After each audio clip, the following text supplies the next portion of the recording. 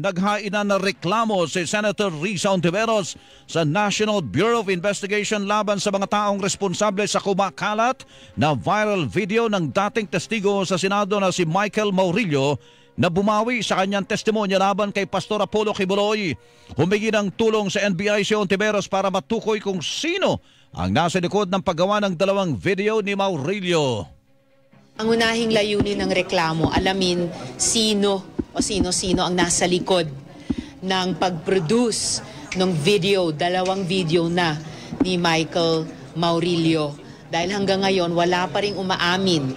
Pinaimbisigahan din ng senador ang ilang vlogger na nagpakalat at dinagdagan pa umano ang kasinungalingan sa video. Imbestigahan din sa pamamagitan ng reklamo ito, yung mga vlogger na pinamumudmod at dinadagdagan pa ang mga kasinungalingang nakalagay sa mga video ni Michael Maurilio. Hindi ako papayag sa ganitong mga pagsisinungaling, mga mapapanganib na pagsisinungaling, lalo na't ang tinarget ay hindi lang ako. Ang tinarget ay ang mga witnesses, ang tinarget pati mga staff ko, tinarget ang Senado mismo. Ang tinig ni Senator Risa Hontiveros, maharap sa kasong cyber libel ang mapatutunayang responsable rito. Naglabas naman ng pahayag ang ilan sa mga sinampahan ng reklamo. Sinabi ni na Attorney Trixie Cruz Angeles at Ahmed Paglinawan na hindi nila ipinakalat ang video ni Maurilio, pero nagsagawa sila ng live streaming kung saan tinalakay nila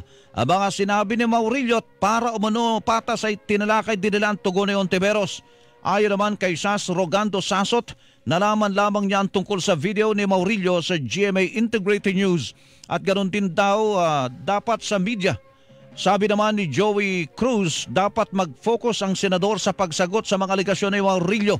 Isa umano siyang political observer at may karapatan sa sarili nilang anyang opinyon. Sinusubukan pa ng GMA Integrated News na makuna ng pahayag ang iba pang sinampahan ng reklamo.